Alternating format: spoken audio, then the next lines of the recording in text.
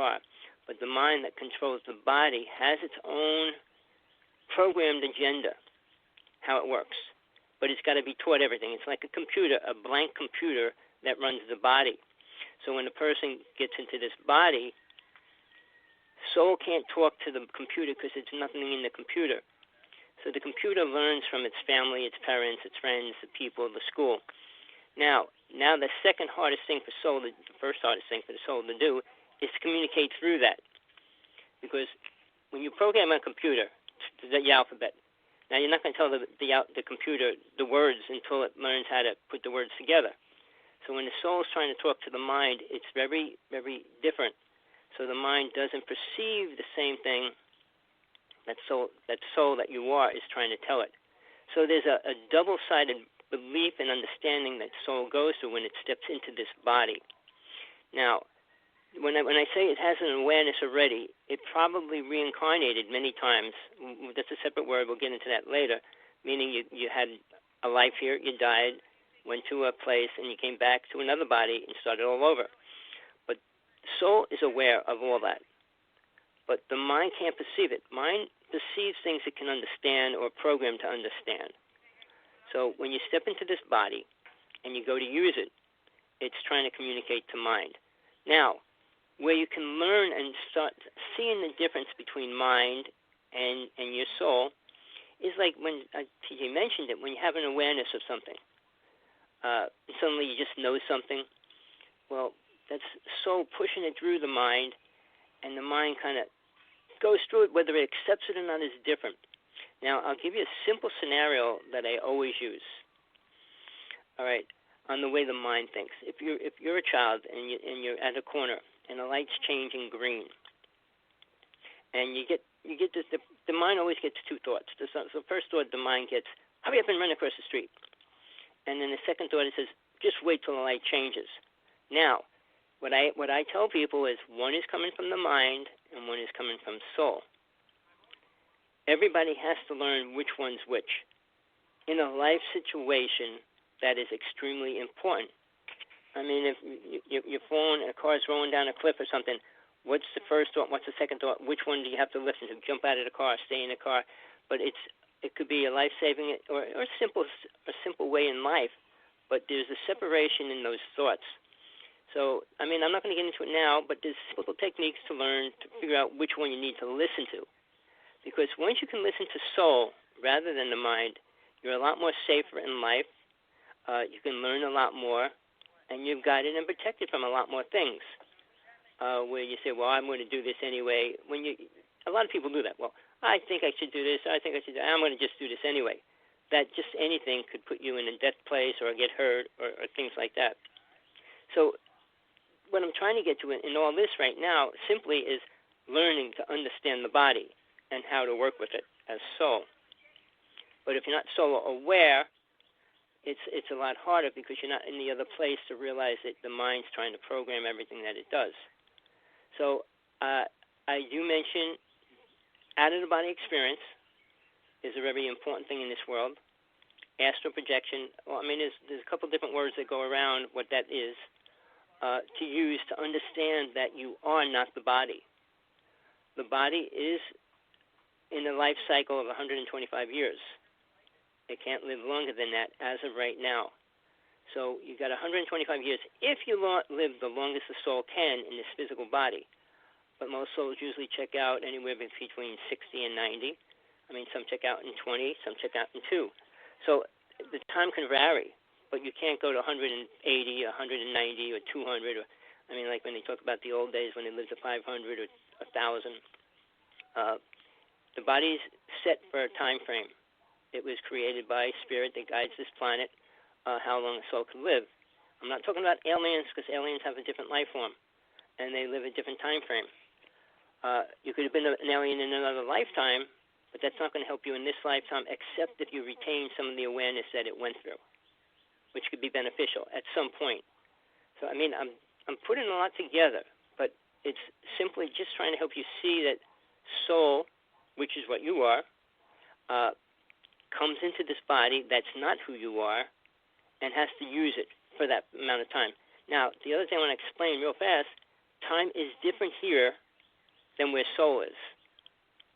The soul that's going to come into this body is called the astral body. That body can stay in the astral plane for a lot longer time. I mean, much longer time than it can in the physical body. So if you're in your astral body, you could stay there for hundreds of years or 1,000 years if you want. But then again, it's the thing that controls all this, which people don't like to admit, do like to admit, and they twist a lot of writings to make it fit what they want it to. Soul has to pay its karma. Karma is what you create and what you do in life, what allows you to move on, like if you're going to move forward. If you're in kindergarten and you graduate to first grade, okay. But when you go from first grade to second grade, you have to be at a certain level of awareness. Or when you go from high school to college, you have to be at a certain level of awareness to take that. Otherwise, you can't get in. It's the same with soul. Soul just can't go, well, I'm going to come back, I'm going to do this, if it has karma. Now, karma, like on this world, would be like what you'd have to learn in school. Well, I have to learn all this before I can get to the next level. But while you're trying to learn that, you do create karma. That karma keeps you from getting to the next level that you're trying to attain. If you live karma-free, which is really hard in the physical reality, you can, but you have to be aware. And the awareness comes from being aware that this body isn't truly who you are. So the experiences that it goes through isn't truly happening to you. I mean, you cut the body up and burn it. It's not you. You're still there. So that awareness has to be attained at some point before you die so that you know that you're not going to die. I mean, a lot of people do have fear, no matter what religion they follow, what they say, as long as when it's just a belief system, they don't know what's really going to happen to them, and the fear steps in. Now, if you had an out-of-body experience or a death experience, you already stepped out of the physical body while it was still alive. And that helps you see who you really are and what you really are. You're at a different vibration. Everything's different. The second you step out of the body, time, speed, eating, breathing, all those things change. It's a totally different reality. So it's hard to get into that if you never had any kind of an experience. I could go on and write books and books and books and tell you what it is like, but it won't mean a thing to you until you experience it. So I always give simple techniques to work with to help you get to that point. Because once you attain that, which is the next important thing, like TJ talked about angels. I use angels or guides, and you need to learn to which one that you're meeting or what they are, because they're there. Now, every single person on this planet has roughly 2 or 3 guides. Whether they ever get to talk to them, the person talking to their angel or guide, might not ever happen. If they listen to him one time, they might not ever listen to him again. But realize God was very intelligent and incredible at designing things. So it made sure that each and every one of us can keep moving forward if we want to. So the word freedom is not freedom to beat people up, go out and beat somebody up, or whatever. It's free to attain a higher level of awareness.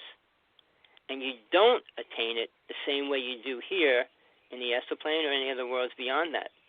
Now, attaining awareness here is nothing related to the experiences that we think we're going through to learn it. And I don't want to break it down in detail. I don't know, TJ, I don't know how much time you want me to use at one time. But when we go through that and we each take this position of, like, I'm going to start becoming aware. What do you do to become aware? Because you're not going to move forward until you do. So at that point, listening to a lot of speakers is not going to help you, because I listen to every speaker I can to see what they're saying, what they're trying to teach, and what they give to people. Now, when you get a teacher telling you to do this, if you try to do it and nothing happens, obviously it's not helping you. So unless something helps you, it's not beneficial.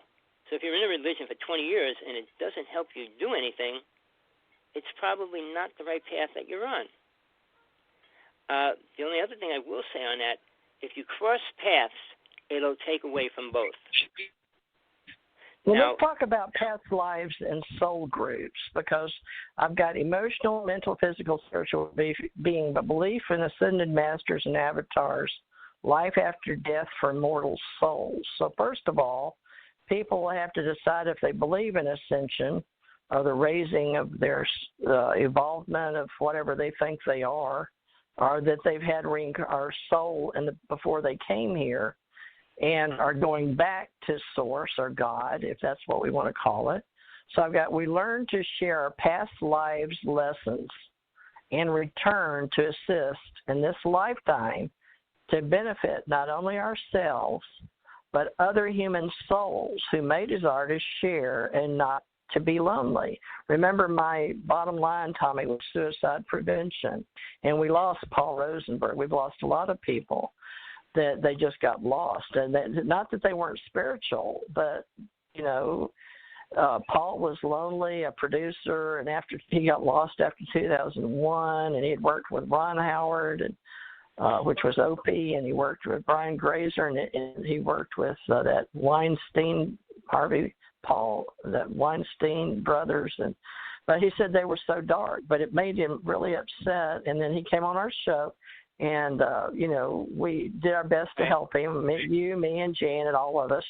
But he called me. He had taken some pills. It was too late.